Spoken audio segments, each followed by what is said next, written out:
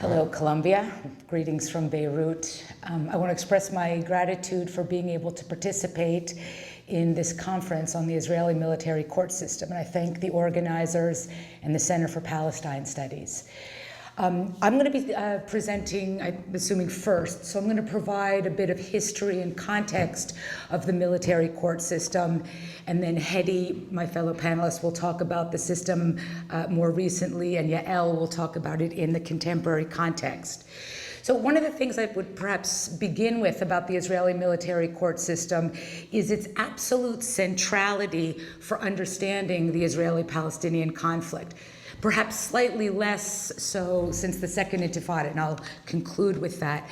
But in some ways, to think about the Israeli military court system in the context of the conflict, for me at least, when I was doing my work on this, I realized it brought to light something that was important, which is that really understanding this conflict, it's important to see it as a struggle over rights, and not simply as a struggle of two people, one land. And that becomes very clear when thinking about the military courts. And by struggles over rights, I mean struggles over sovereignty, existing Israeli sovereignty, and then de facto sovereignty in the occupied territories, Palestinian aspirations for sovereignty, the various populations' aspirations for national self-determination in this context, and human rights. And so if we think about these issues, all of which, I mean, rights are always matters of law. And so the multiple laws that play out to shape the Israeli-Palestinian conflict is really functions as a nexus of local, national, and international laws. And these laws really play out, perhaps in their most explicit way, in the context of the court system, which was established 3 days into the 1967 war. So the military courts themselves are both sites of the conflict, where the conflict plays out, and in a sense are part of the conflict. The history of the courts is a history of the conflict itself. In terms of how the court system works at a very basic level, I mean, the military courts are military, and so the judges are always, and the prosecutors and the translators are always Israeli soldiers. The judges overwhelmingly Jewish Israeli soldiers, the prosecutors most usually Jewish Israeli, the translators have been Druze citizens of the state. And then the defense lawyers have included both Palestinian residents from the West Bank and Gaza, and there's a whole history to lawyering in the military courts, as well as citizens of Israel, both Palestinian citizens and Jewish citizens. And so in some ways, when I was sort of going into the military courts and doing work there, you see that the way in which the court functions, it functions through relationships among these various groups of people performing their distinctive roles. And in that sense, analytically, I also gleaned something that was important to understand in the sense of thinking both about the courts and about the larger context within which they're located. I found that a kind of Foucauldian analysis of government was crucial to this kind of understanding. And specifically government as relational, and it's about the institutional processes and practices of rule. But important to that, and why I found this important analytically, is that people participate in relations of rule, albeit in highly unequal ways. But that was something one can really appreciate about the military courts, is that everybody is there, and obviously virtually no one is there by their own choice, including judges and prosecutors. But the way in which the courts work and the way in which they interact with each other simply can't be understood through the lens of a national dichotomy or other factors. Now, the way in which the Israeli military court system has been absolutely central to the maintenance of Israel's occupation of the West Bank and Gaza is that it's central to Israeli control strategies. I mean, the court system was actually formulated and envisioned back in the mid-1960s, before the war. And it was, as I said, instituted sort of the plan for it was instituted 3 days into the 6-day war, and it was up and running immediately thereafter. From 67, probably until the mid-1990s, when we're getting into the Oslo period, the way in which Israel controlled the West Bank and Gaza, and again, to which the military courts are central, was through what we call a law enforcement model.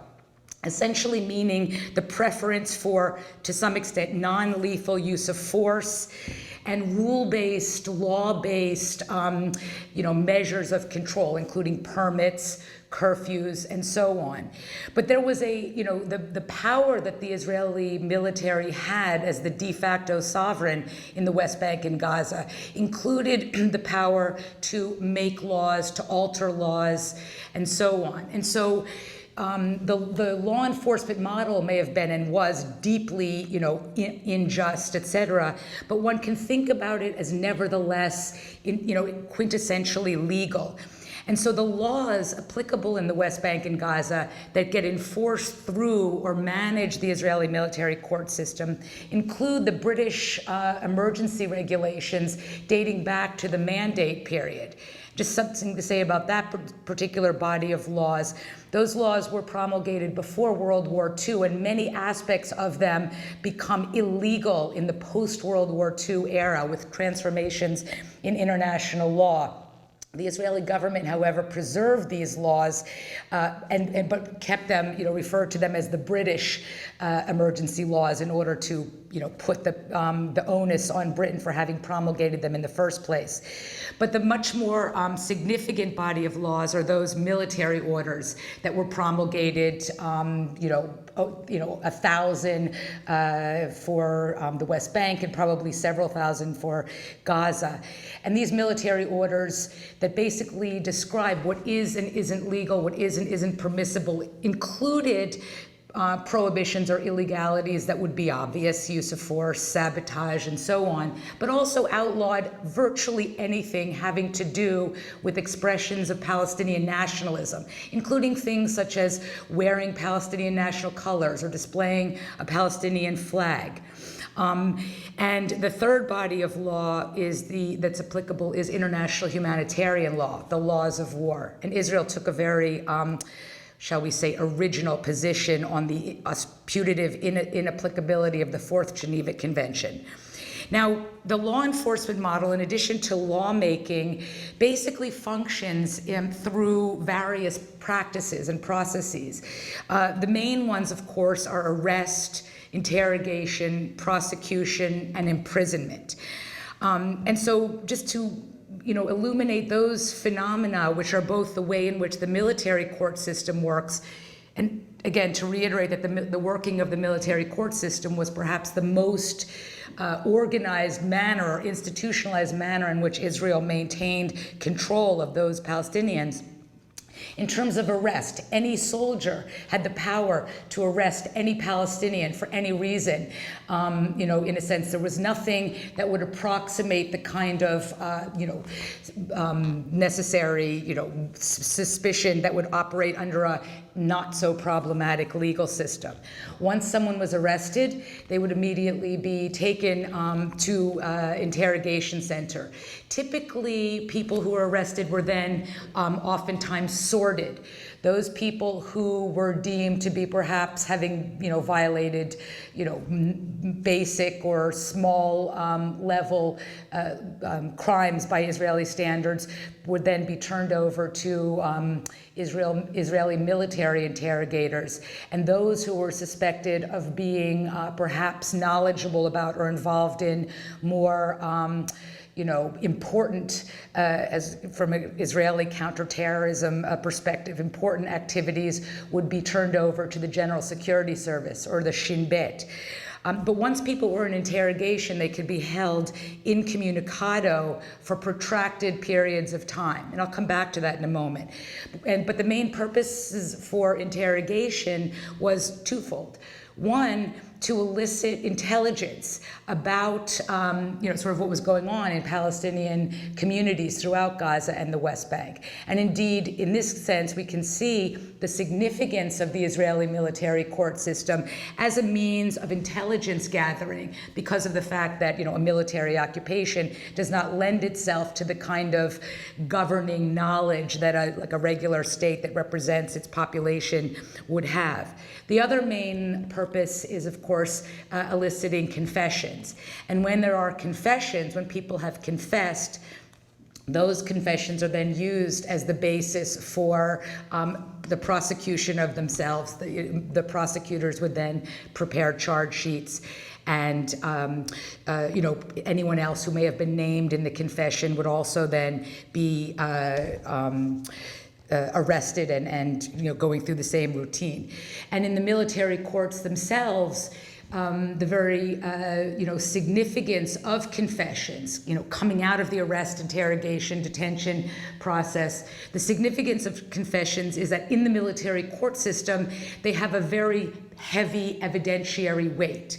It's almost impossible to effectively challenge a confession, even if it has been obtained through coercion. And in that sense, so once people have confessed, if they have confessed, or if someone has confessed against them, it's almost inevitable that they will actually be convicted and then imprisoned. And so this whole labyrinth of practices ultimately helps explain, again, pulling back out sort of the military court system in a broader sense, how we can look at Israel's management of the Palestinians in the territories as a form of carceralism. And in that sense, we can see this, in the sense that Palestinians, both individually and collectively, are regarded and treated through the factors I just mentioned as suspect and punishable. And as a result of those practices I just described, can be imprisoned in extremely large numbers. And then even beyond the actual prisons themselves is the kind of carceralism that extends outward to all of Palestinian society, in terms of, especially in the sense that, people, so many, particularly men and boys, pass through the court systems, that everyone is caught up in this system. Now, everyone who's involved in the military court system, including judges and prosecutors, regards it as problematic, and it is. It's a problematic system. For one thing, most obviously, it's a result of the conflict, and the conflict is a problem, and it's a manifestation of the occupation, and the occupation is a problem. But it also is a manifestation of, or the problematic aspects are the very blurry and confounding, overlapping aspects, military and legal aspects of control. So among the factors that make the military court system problematic is the very, contentiousness and disputes over the legality of the laws that are enforced through the military courts. I had mentioned sort of the problem of the British emergency laws and Israeli military orders and so on. But those disputes, and actually disputing over the laws has been part of the history of the military courts.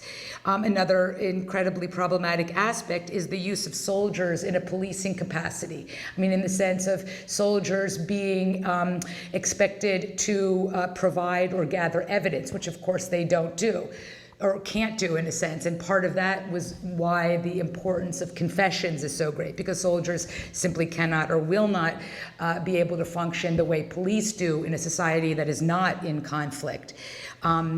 The fact that Palestinians are held incommunicado for protracted periods of time is also deeply problematic. I mean, in a sense, typically Palestinians, except for those from East Jerusalem, could be held for up to 18 days without any option to see a lawyer. And so anything that happens in that period of incommunicado detention, including a confession, is something that then comes out of interrogation and becomes a fact and a factor in the disposition of the case. The relationships between lawyers and clients, I mean, not only the difficulties defense lawyers have in accessing their clients, but the way in which politics, Israeli politics, Palestinian politics over the decades has had real ideological and political turmoils has also deeply affected the motivations of lawyers, the attitudes of people from perhaps different factions and so on in regard to, what they want their lawyers to do or how they hope their cases will be handled and so on. Other deeply problematic aspects of the military courts are the availability of secret evidence that neither defendants nor their defense lawyers can have, and charges can be based on secret evidence, the evidentiary weight of confessions, and not least the partiality as contrasted to the impartiality of judges. I mean, this is not across the board a fact. I mean, every judge is not sort of biased per se against Palestinians, at least not in the way in which one would say that all judges would rule exactly the same way. There are ideological and political differences among judges, and certainly judges regard their role as the arbiters in this adversarial process between prosecutors and defense lawyers somewhat differently. But judges, prosecutors, and translators are all members of the same military unit. And so therefore, there is certainly an element of bias built into the system. And that brings us to the point about just the prevailing ideology of crime and danger that is, not absolutely uniform, but certainly there are hegemonic views within Israel about the dangerousness and the suspiciousness of Palestinians. And this is something that manifests among judges. And then, something that is not atypical of criminal courts, but is particularly significant in terms of the Israeli military courts, is plea bargaining. Most criminal courts, in fact, resolve cases as a result of plea bargaining. But in this court system, because of the use of coercive interrogation tactics, and because of the weight of confessions, and because of the protracted period of incommunicado detention, plea bargaining is almost the only way in which Palestinians can resolve cases in any way that would be, in the constricted options available to them, somewhat better than the alternatives. Now, one of the things I wanted to just stress is the significance of torture and the role of torture in this larger process of carceralism and government and so on. And I had mentioned before that the functions of interrogation are to gather intelligence and to elicit confessions. Since at least 1970, Palestinians who had been caught up in the military, arrested and caught in the military courts, alleged that they were coercively treated or tortured and abused.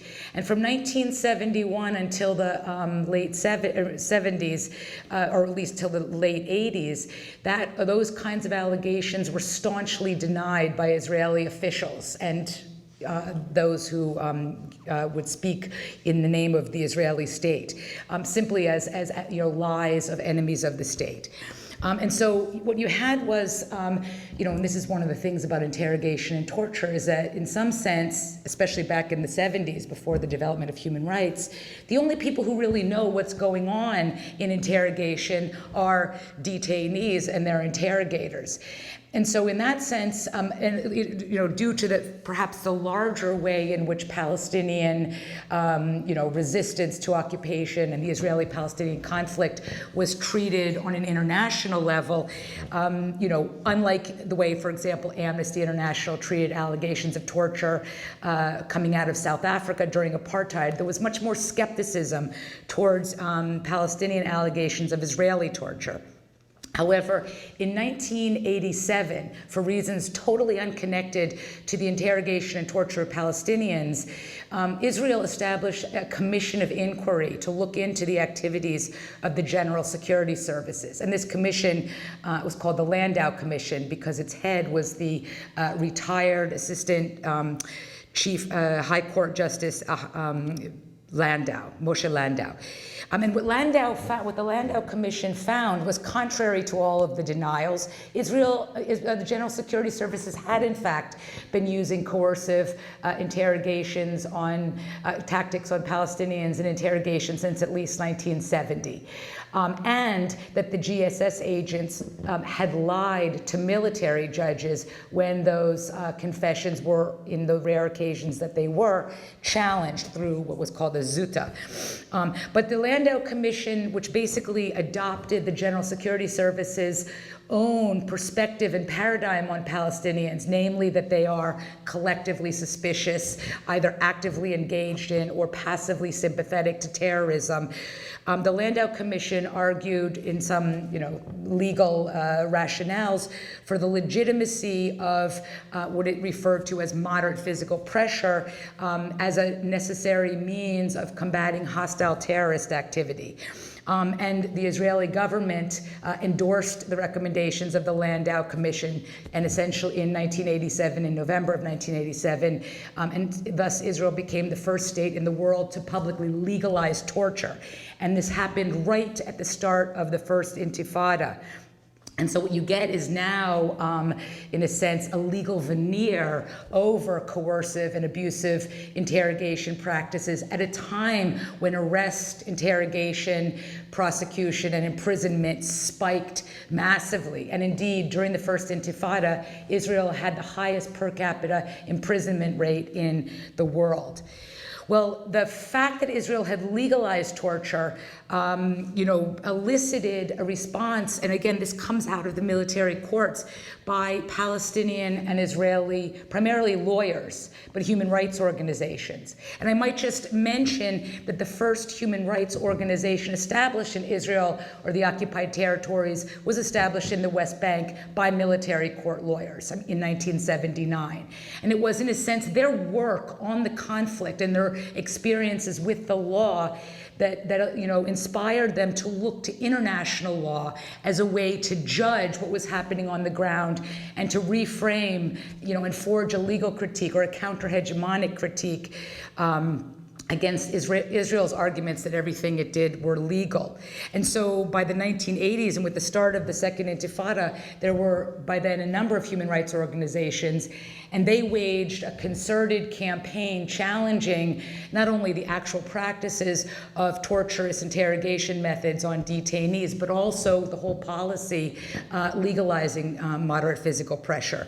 And that particular, campaign on, through the decade, basically culminated in something of a victory when in 1999, the High Court of Justice issued its decision in that case, saying that routine use of moderate physical pressure, stress, what we in America might refer to as the stress and duress tactics, was not acceptable, although the High Court didn't call it torture and did leave open the option for the use of such tactics under the so-called ticking bomb scenario.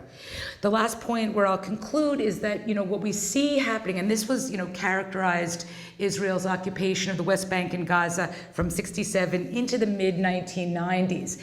At that point, as a result of changing political situation on the ground, the Oslo Accords, Israeli military redeployment from Palestinian population centers, the establishment of a non-sovereign PA, and then also we might add the already existing secret and at that point denied policy of Israeli targeted killing, and then Palestinian suicide bombing, which began in 1993, I believe.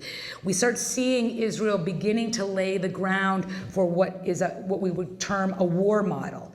And indeed, now Israel's relationship, certainly to Gaza, but as well to Palestinian areas in the West Bank, has, sort of where a war model has come into play, not totally supplanting the law enforcement model, because people still are arrested, the laws are still used to manage and control Palestinians, etc. But this war model, which begins in the mid-1990s and significantly intensifies during the Second Intifada, basically is part of the larger discourse in which Israel has claimed that somehow at least Palestinian areas of the West Bank and Gaza are no longer occupied. They're not sovereign, but they're no longer occupied. Of course, Gaza and the West Bank are, in fact, actually occupied. But in this war model, which is different than the law enforcement model, it's, a sort of willingness to use lethal force and a justification for the use of lethal force as well as statements that Israel is no longer directly occupying, i.e. administering Palestinian areas, and therefore no longer has any state responsibility for civilians. And to the extent that this war model is used on and in the West Bank and Gaza, and certainly takes a high toll of civilians in the discourse of war, civilian casualties are referred to as collateral damage. Second Intifada was really characterized even before the 9/11 attacks as, Israel's war on terror. And in the framing of this war model was the perception that Palestinians have no legal right to fight under any circumstances. And so I believe my time is up, but hopefully this perspective will offer you something for the conference, and simply again to stress the centrality and the importance of the Israeli military court system to understanding the conflict, to understanding relations of all sorts in Israel-Palestine. And if the internet gods of Beirut smile on me, I'll be with you via Skype for the conference. Thank you.